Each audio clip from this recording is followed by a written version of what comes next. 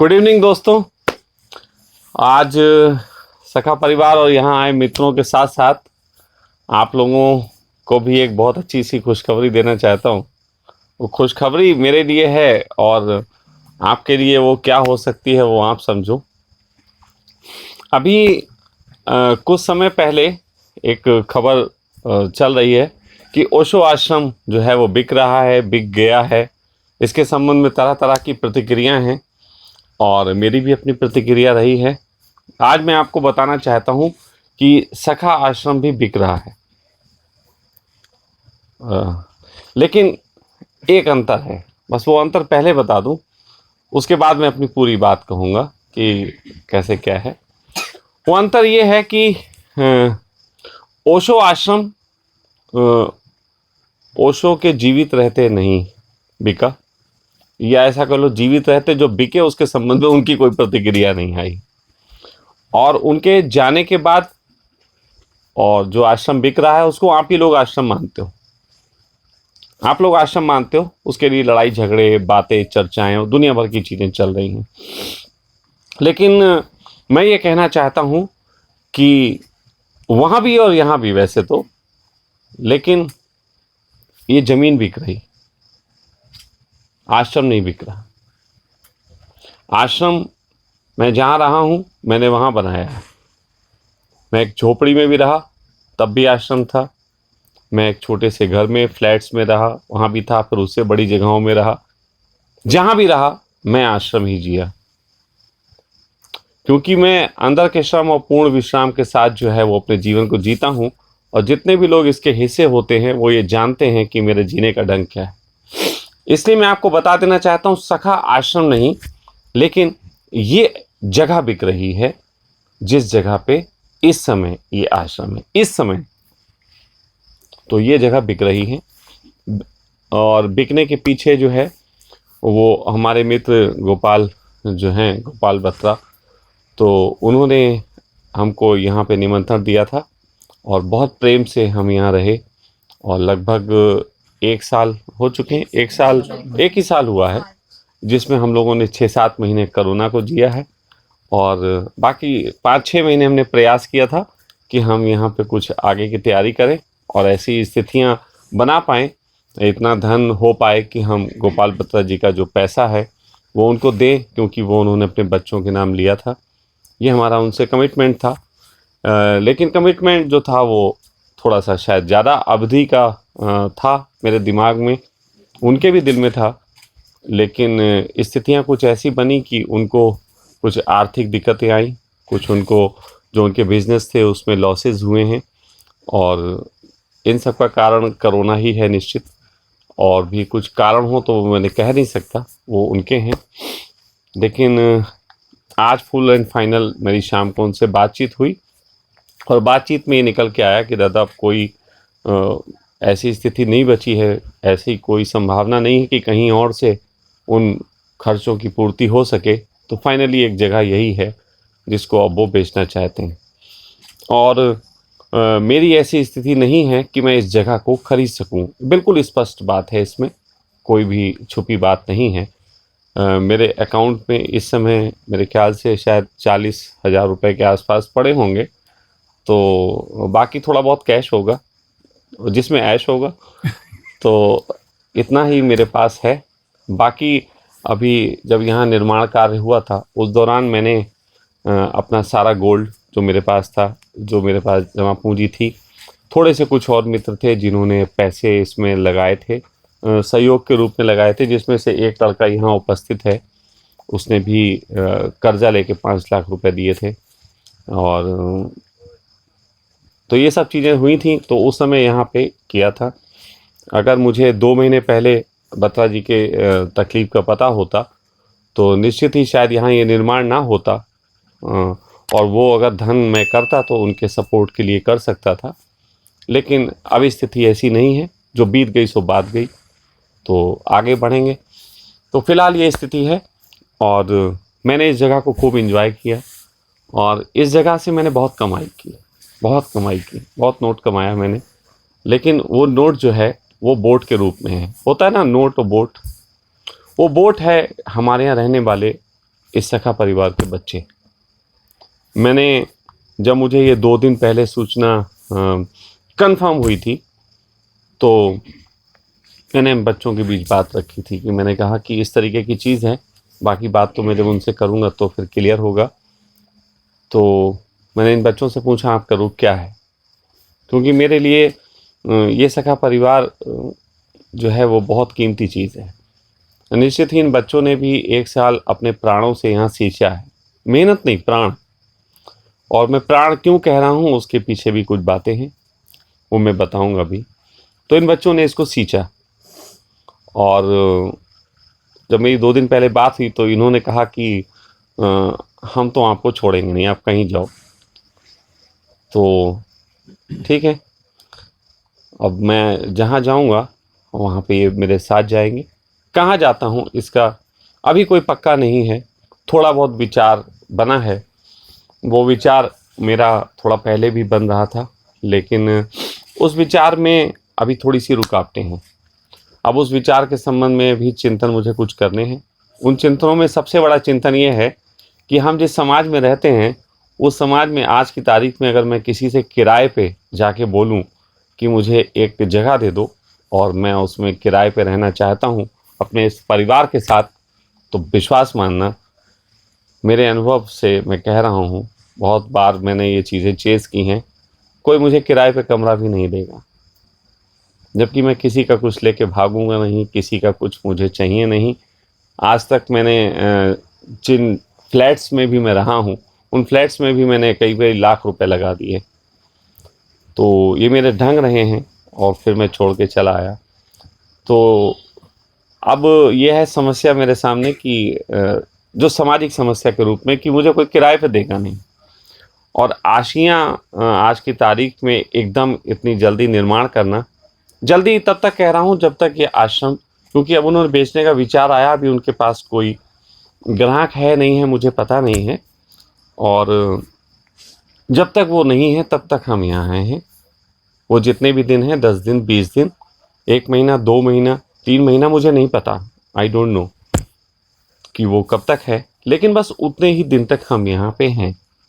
और अब मैं तब तक उसकी तैयारी करूँगा कि कहाँ पे वो आशियाँ हो सके जहाँ पे हम रह सकते हों ये पूरे परिवार के साथ। लेकिन निश्चित ही वो आशियाँ मुझे खरीद के बनाना पड़ेगा, और इतनी बड़ी जगह और इतना सब हम नहीं खरीद सकते। कई बार कई लोगों को ऐसा लगता है कि स्वामी जी के पास बहुत धन है, बहुत पैसा आ रहा है, इफ़रात। विश्वास मानना, मैं शहंशाह हूँ, आज आया कल खर्च किया, लक्ष्मी जूतों पे रही, सेवा करी चली गई। मैंने इससे ज़्यादा उसे सर पे कभी चढ़ाया नहीं, उल्लू कभी बन नहीं पाया। उल्लू बनता तो मेरे बैंक में होती, लेकिन मैंने लक्ष्मी से सिर्फ सेवा ली, जाने दिया। और मैं ये कहूँगा कि इसके बावजूद भी तो बच्चों से मुझे मिला, वो ये मिला कि इन लोगों में मैंने कोई घबराहटें नहीं देखी। कोई कंपन था? अभी कोई है कंपन? कहाँ चलते हैं? क्योंकि वो मुझे सबसे कीमती चीज़ जाननी है ना। अगर कोई कंपन है तो अलग बात है, मेरे अंदर कोई कंपन नहीं है, क्योंकि मैंने एक चीज़ जानी है कि हर व्यक्ति की जीवेषणा होती है, और वो जीवेषणा अपना मार्ग स्वयं खोज लेती है। तो हम भी खोजेंगे, कहाँ होगा, कैसा होगा, उसके लिए अभी आज बीडी कह रहा था स्वामी जी हमारे पास कुछ ज़मीन है, वहाँ चल सकते हैं। सखा प्रेम कह रहे थे कि 4-5 बीघा ज़मीन उनके पास वो दान कर सकते हैं। लेकिन अभी मैं कोई निर्णय नहीं लूँगा जगह के संबंध में, क्योंकि जगह के संबंध में मैंने जब भी निर्णय लिए, मुझे बहुत लोगों ने जगहें दिखाई। अभी एक व्यक्ति को तो मैंने यहाँ से भगा दिया था जब वो शराब पी के आए थे यहाँ पे। तो जगहें बहुत दिखाई हैं, लेकिन जगहें दिल को छूनी चाहिए। ये जगह मेरे दिल को छुई थी। इससे पहले मैंने एक आश्रम और बनाया था, वो मेरे दिल को छुई थी। सिचुएशंस दोनों बार ऐसी हुई, और शायद मेरी ही कुछ कमियां रही होंगी, और उनमें शायद सबसे बड़ी कमी है, और वो कमी ये है कि जिसका सबसे ज़्यादा इल्ज़ाम मेरे ऊपर है, और वो ये कि मुझे व्यवसाय करना नहीं आता। जबकि मेरे ऊपर सबसे बड़ा व्यवसाय का इल्ज़ाम है कि मैं बहुत व्यवसाय करता हूँ, लेकिन सच कहूँ मुझे व्यवसाय करना नहीं आता। मैं इस मामले में नादान हूँ, अनाड़ी हूँ। सब कुछ सीखा है मैंने, मैं बता सकता हूँ लोगों को व्यवसाय, विश्वास मानना, बताता हूँ लोगों को, कराता हूँ कि तुम ये करो वो करो, लेकिन स्वयं मुझे करना नहीं आता। सीधी सच्ची बात कहता हूँ, जरूरत होती मांग लेता हूँ, जितना चाहिए उतना मांग लेता हूँ, जरूरत जितनी भी होती है। और जितनी जरूरत होती है उससे ज़्यादा मेरे खर्चे सदा रहते हैं। जितनी जरूरत होती है उससे ज़्यादा खर्चे मेरे सदा रहते हैं। तो ये जो है मेरे जीवन का हकीकत है।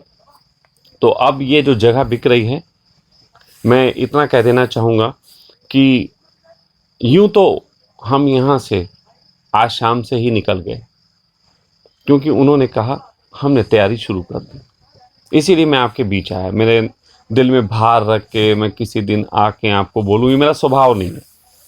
क्योंकि जिस तरीके से ऊर्जाएं अपना काम करती हैं ना, पेट में गैस पानी पाद आई, ऐसे मेरे अंदर विचार आया और मुंह से बाहर आया। तो इतना ही काम होता है मेरा, इससे ज़्यादा देर मैं खेलता नहीं, क्योंकि मैं बड़े सुकून से सोता हूँ। अभी भी सो के आ रहा हूँ, अभी भी सो ही रहा था। मैं सुकून से सो जाता हूँ, मुझे कोई परवाह नहीं होती। तो फिलहाल कुल मिला के बात यह है कि अब हम यहाँ से निकल चुके हैं, लेकिन एक चीज़ का अभी भी चैलेंज है हमारे लिए। हमारे लिए का मतलब है हमारा परिवार और मेरे। हम यहाँ जब तक रहेंगे, अंतिम दिन तक, यहाँ जाने के अंतिम दिन तक, और ये निश्चित है कि यहाँ से जाएंगे, यहाँ अंतिम दिन तक यहाँ का सब बच्चे आश्रम की वैसी ही सेवा करेंगे जैसी आज तक करते थे, वैसी ही देखरेख करेंगे जैसी आज तक करते थे। जैसे हम यहाँ इस आश्रम को सजाते थे वैसे ही सजाएंगे। अभी सखा प्रेम पीछे साइड में जो है वो वहाँ पे एक गार्डन सा बना रहे हैं कि हम लोगों के खाना खाने के लिए वहाँ बैठा जा सके, ये आजकल कर रहे हैं। तो मैं उससे भी कहना चाहूँगा, मुझे दिख नहीं इधर, तो मैं कहना चाहूँगा कि आप इस काम को रोकेंगे नहीं, आप अपना जारी रखेंगे। हम यहाँ जो फूल लगा रहे हैं, जो भी कर रहे हैं वो जारी रखेंगे। उसके लिए जो खर्चे भी होते हैं वो भी जारी रखेंगे। जिस दिन जाएंगे उस दिन के बाद यहाँ कभी लौट के नहीं आएंगे, ये स्पष्ट है, ये भी बिल्कुल स्पष्ट है। आज तक मेरी ज़िंदगी में मैं जिन जगहों से चला गया वहाँ फिर लौट के नहीं गया। सबसे पहला एक आश्रम सहारनपुर में था, तो वहाँ ज़रूर मैं लौट के गया था, और लौट के वहाँ खरीदने गया था। उस समय मेरी स्थिति थी कि मैं उसको खरीद सकता था, लेकिन उन्होंने आधा बेचा आधा नहीं बेचा वाली बात ख़त्म हो गई। फिर उसके बाद वहाँ जाना नहीं हुआ। उसी तरीके से मैं यहाँ पे भी जब तक हूँ पूर्णता से रहूँगा, और यही मेरा संदेश है कि जियो तो पूर्ण, छोड़ो तो पूर्ण। जगत में जो जी नहीं सकता वो त्याग नहीं सकता। मैंने पूर्णता से इसको भोगा है, जिया है और जीऊँगा। सम्राट की तरह मैं रहा हूँ, रहूँगा। अब इसमें एक और बात आती है कि ओशो आश्रम बिका था, तो मेरा एक स्टेटमेंट था कि जिनको लगता था कि बिक रहा है वो लोग पैसे इकट्ठे करते, 107 करोड़ का था तो पैसे इकट्ठे करते ले लेते। तो जिनको दर्द है वो करें।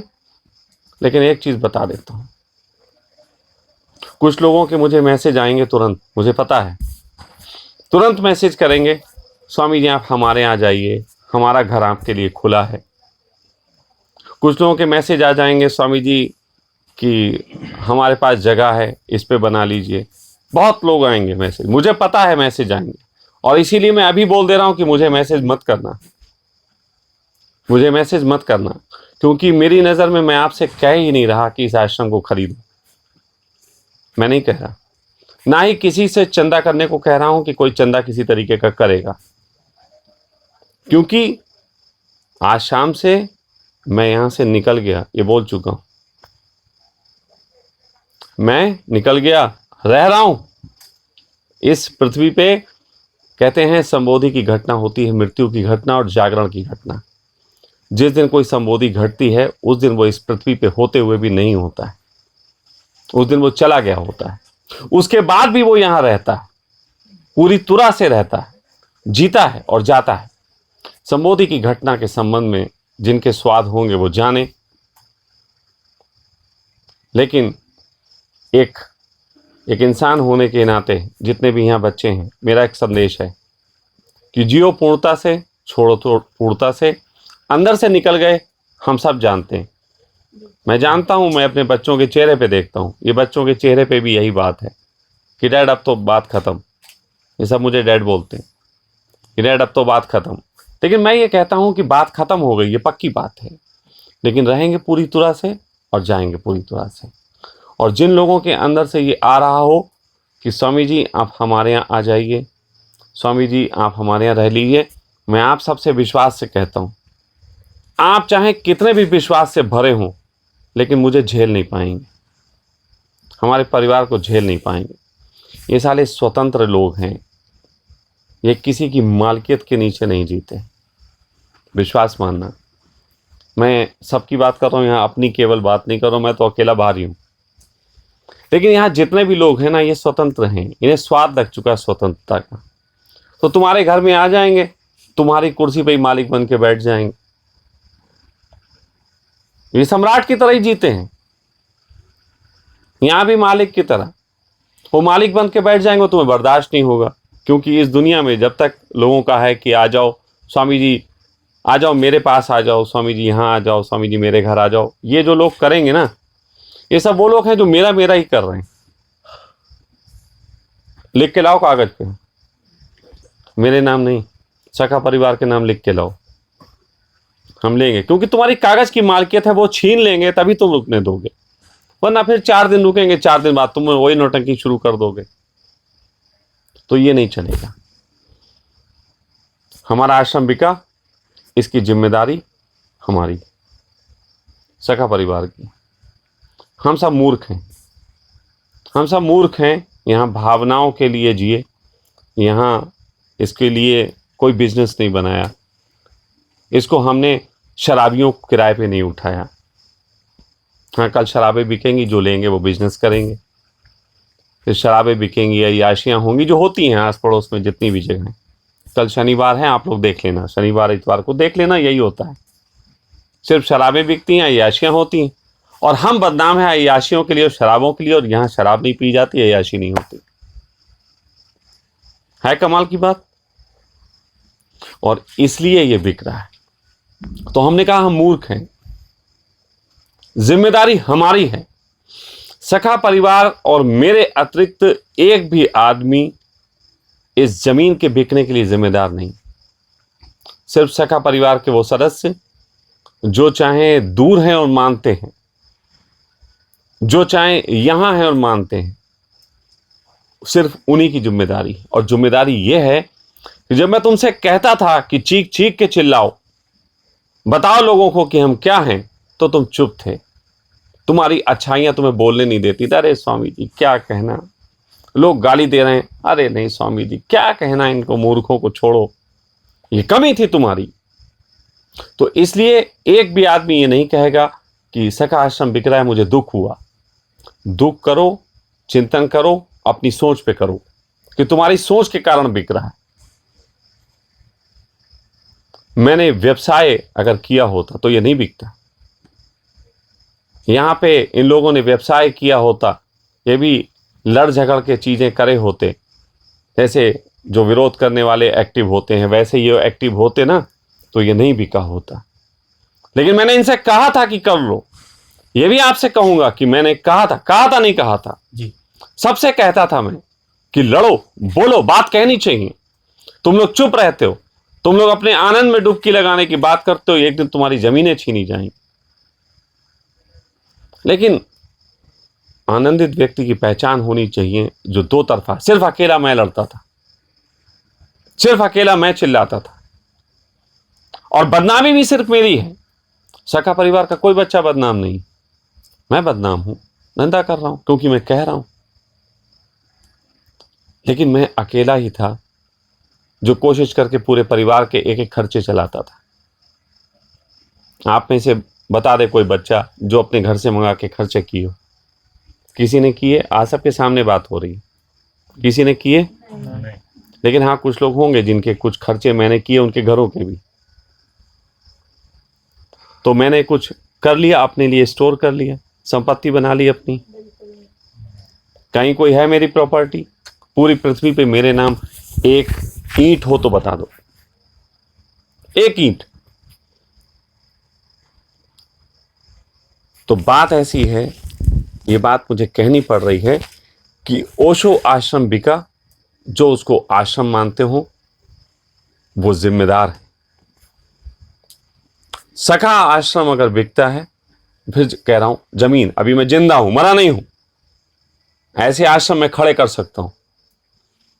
जब ओशो ने पहली बार, और मैंने एक ही ओशो का प्रवचन हमेशा दोहराया है कि मुझे प्रीति कर, और वो है अनंत की पुकार का पहला प्रवचन, जिसके पहले पैराग्राफ में कहा था कि मैं चाहता हूं कि सागर को लाल कर दूं, लेकिन मेरे पास एक छोटी सी पुड़िया है, जिस पुड़िया को मैं घोलता हूं और अगली लहर उसको मिटा देती है।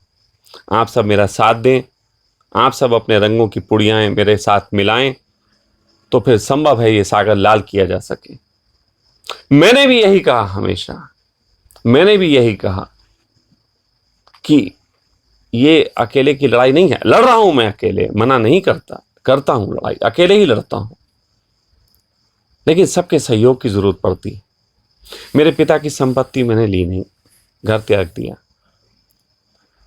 हाँ, जिम्मेदारी के रूप में मेरी 2 बेटियों की जिम्मेदारी मैंने पूर्ण की, और वो भी जैसे भी जिन लोगों की मदद से की। आश्रम भी यहाँ इतने दिन चला, यहाँ इतना धन नहीं आता कि जिससे आश्रम के खर्चे चल सकते हैं और मेरे पास कुछ हो सकता हो। कुछ लोग हैं जिन्होंने लगातार आश्रम को मदद की है, मैं उनका धन्यवाद भी नहीं देता। इसलिए नहीं देता कि वो परिवार के हिस्से हैं, अगर उन्होंने की तो धन्यवाद कैसा, मैं नहीं देता। लेकिन यहां व्यवसाय से आश्रम नहीं चल रहा था, यहां व्यवसाय से चीजें नहीं चल रही थी। यहां जो बना है, आप लोग यहां उपस्थित हैं, क्या आपको यहां किसी भी चीज में जो बनी हुई है उसमें ऐसा नजर आता है कि प्रेम नहीं? एक एक चीज का हम लोगों ने चुनाव किया। हम बैठे बैठे चाहते, पैसा ही खर्च कर रहे थे, हम सीधे सीधे पैसे दे के लड़के को भेज सकते थे, तुम ले आना, ये ले आना। मैंने इस आश्रम की एक एक चीज को स्वयं चुनाव करके ढूंढ के, हम दिव्या, कभी और बच्चे, हम लोग ढूंढते थे चीजों को। हम लोग कहते थे, अभी भी मैं पूछो, 2 दिन पहले की बात है, मैं इन बच्चों से कह रहा था कि पूरे आश्रम में एक एक कोने पे हर व्यक्ति को काम करना चाहिए। कभी इस दीवार को छू लो जाके, कभी उस दीवार को छू लो जाके, ये पहचानती हैं कि कौन छू रहा है हमें, और तब आश्रम बोलता है। मैं कुछ नहीं जरूरत होती, फिर भी खाली कभी कभी 2 चक्कर मार लेता हूं, सिर्फ इसलिए कि आश्रम मुझे पहचानेगा तो मुझसे जुड़ेगा। यहां की एक एक चीज को हमने चुना लोगों के लिए। व्यवसाय ऐसे नहीं होते जैसे हमने किए, व्यवसाय करने वाले इस तरीके से सजावट नहीं करते जैसे हमने की। मैं आज की तारीख में गारंटी से कहता हूं कि बिग बॉस के अलावा दूसरी कोई ऐसी जगह नहीं है जहां पे डॉर्मेट्री ऐसी होती हो। कहीं ऐसी होती हो तो मुझे दिखा दे कोई आके। तो प्राण दिए हमने इसमें। जिस जगह में 1 रुपया लग सकता था, वहां 4 रुपया लगा। 1 रुपए में काम चल सकता था, 4 रुपए में हम प्रेम चला रहे थे। ये तो प्रेम की बात थी। लेकिन जिम्मेदारी ना किसी दूसरे व्यक्ति की है, ना कभी हो सकती है। जिम्मेदारी उन्हीं की है जो इस परिवार का अपने आप को सदस्य मानते हैं, चाहे दूर हो चाहे पास हो, उन्हीं की जिम्मेदारी।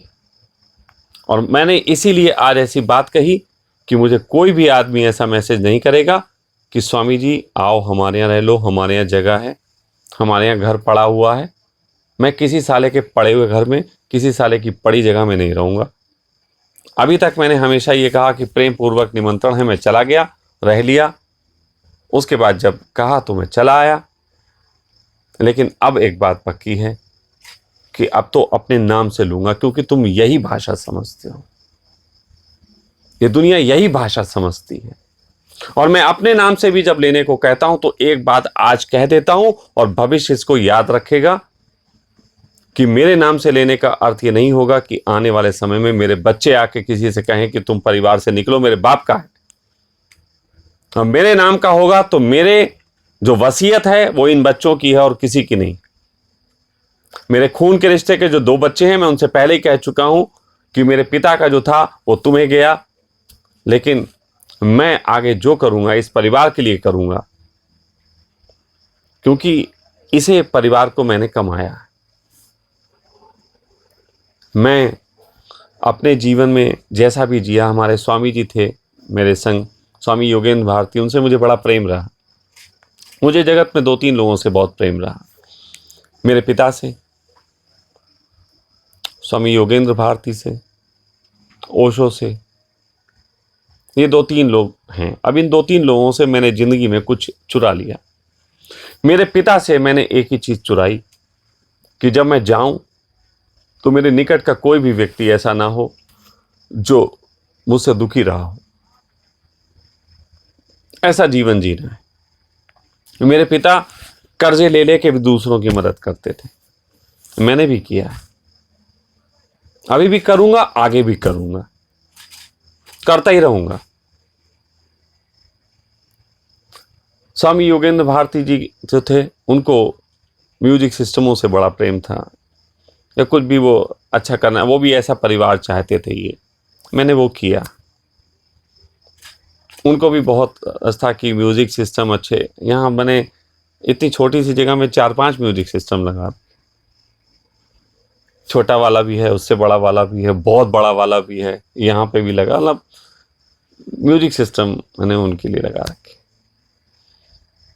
ओशो से मैंने सिर्फ एक ही चीज ली, आप लोगों ने क्या लिया मुझे पता नहीं, मैंने एक ही चीज ली। वो जिसको कम्यून कहते थे, जिसको बुद्ध संघ कहते थे, जिसको मैं सखा परिवार कहता हूं, इसके अतिरिक्त तो मैंने ओशो से कुछ नहीं लिया। और प्रेम है इसलिए बार बार उनका नाम आ जाता है। ना मैं यहाँ विधियां उनकी यूज कर रहा, ना कुछ। एक रो दो के कीर्तन करा लेता हूं, तो कीर्तन वो विधि थी जैसी कोई चीज नहीं, वो तो एक उत्सव की बात है। और उसको अभी कुछ नहीं, वो भी जब आप लोग आते हो तो सच कहें, आप लोग आए हो तो थोड़ी सी तमाशागिरी वाली चलती ना, वो तो करवा देते हैं, मुझे उसकी भी जरूरत नहीं। लेकिन इतना कहूंगा, मैं जिंदा हूं। और बहुत एक पुरानी बात है, लगभग 20 साल पुरानी बात है।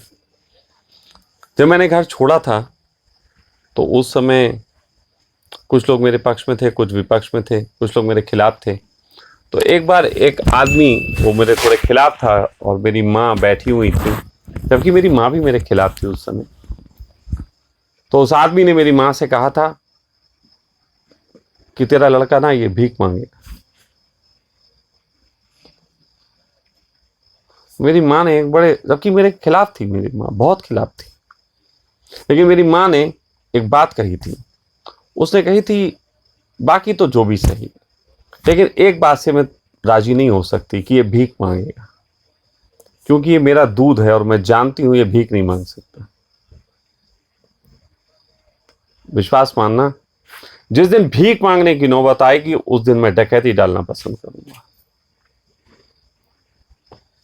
क्योंकि हक है मेरा इस जीवन पे, हक है मेरा इस दुनिया पे। मैं भीख क्यों मांगूंगा? सम्राट की तरह जिया हूं, जीऊंगा, जरूरत पड़ने पे डकैती कर सकता हूं, भीख नहीं मांग सकता, क्योंकि मैंने कोई ऐसा काम नहीं किया कि मैं भीख मांगू। मेरा इस जगत को बहुत दान है, अपनी चीज मांगूंगा। और आज के बाद जो भविष्य है मेरा, उसके बारे में भी थोड़ी बात कर देता हूं कि अब मैं किस ढंग से काम करने वाला हूं। तब तक, जब तक फिर एक जगह लेके नहीं करता, तब तक कैसे काम करूंगा स्पष्ट बता देता हूं। यहां मैं कमिटमेंट हूं 22 तारीख तक के लिए, कमिटेड हूं, तो मैं यहां हूं। 22 तारीख तक मैं यहां होऊंगा। उसके बाद मैं किसी से कमिटेड नहीं हूं आगे, कि मैंने कोई किसी से कमिटमेंट नहीं किया हुआ है। तो 22 तारीख के बाद मैं कहां, किस दिशा में, कब, कितने दिनों के लिए निकलूंगा मुझे नहीं पता, लेकिन निकलूंगा। ये बच्चे यहां रहेंगे। आप जब तक ये यहां हैं, आना चाहें आइए, सखा परिवार का स्वाद लीजिए, नाचिए, कूदिए, गाइए, शराब पीजिए, मुझे क्या लेना देना। जो करना चाहें करिए। स्थान है, अब आश्रम नहीं, तो यहाँ शराब पी जा सकती है, यहाँ होटल की तरह उपद्रव किए जा सकते हैं। I have no objection. हाँ, किसी को ध्यान करना हो, जैसे मैं ऑनलाइन, बहुत दिन हुए ऑनलाइन मैंने लगभग बंद ही कर दिया था, बहुत रेयर ऑफ द रेयर किसी को मैं समय देता था, लेकिन अब अगर ज़रूरत पड़ेगी मैं ऑनलाइन काम करूँगा अपने बच्चों के लिए, और ज़्यादा करूँगा।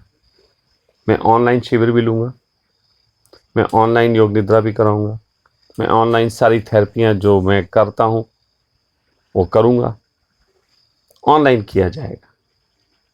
उसके अलावा मैं बाहर शिविर लेने नहीं जाता था, वो अभी भी नहीं जाऊँगा। लेकिन अगर किसी शहर में कोई शिविर कराना चाहें तो ये बच्चे हैं, ये जाएंगे और शिविर ले सकते हैं। हम लोग जो अपना जो कहना है धर्म जगत पे, जो मैसेज देना है, उसको बंद नहीं करेंगे। मैं इसी तरीके से आप लोगों के बीच आता रहूँगा, लाइव आता रहूँगा, तो ये अभी चलता रहेगा। साथ साथ एक और चीज़ बता दूं, बहुत साल बाद कई स्थितियां देख के मेरे अंदर से बनिया जागा है, मेरे अंदर से बनिया जागा है बहुत साल बाद। तो निश्चित ही कम समय के अंदर कोई व्यवसाय सखा परिवार के सदस्यों को शुरुआत कराऊंगा, कोई बड़ा व्यवसाय। वो क्या होगा वो आपको बताने की जरूरत नहीं है, क्योंकि आप सब लोग तो वो धर्म का तमाशा जानते हो, तो धार्मिक बातें करते रहो। लेकिन ये मुझे अब करना पड़ेगा,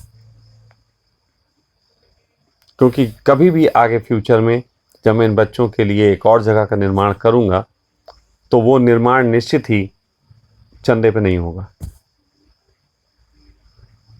वो निर्माण चंदे पे नहीं होगा। बाप जिंदा है, बाप बनाएगा अपने बच्चों के लिए।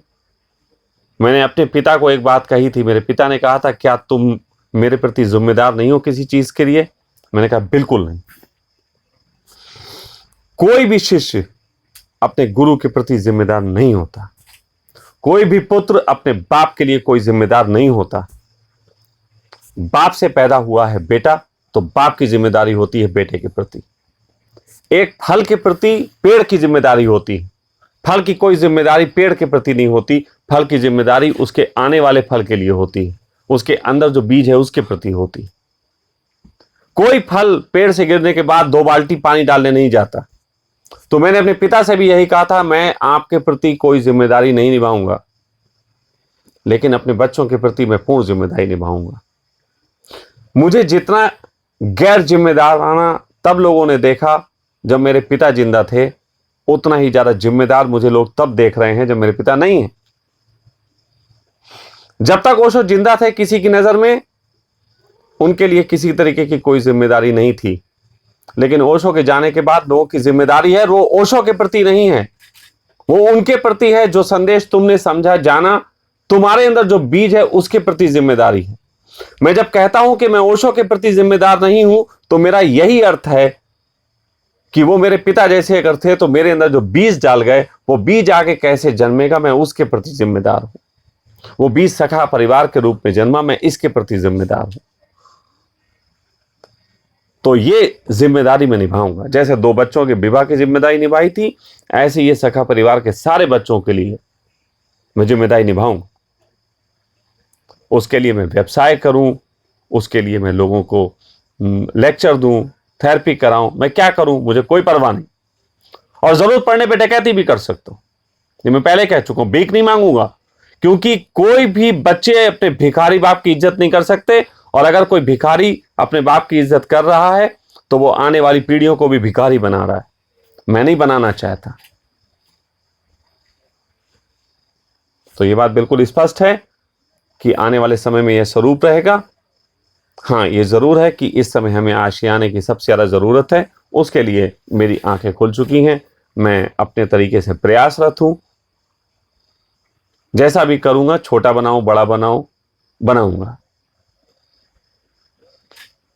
और सखा परिवार के जो सदस्य हैं, उनकी अगर कोई जिम्मेदारी है, उनकी अगर कोई ईंट है तो स्वीकार होगी। सखा परिवार के अतिरिक्त कोई भी व्यक्ति जो बाहर का है, उसकी सखा परिवार के प्रति कोई जिम्मेदारी नहीं है।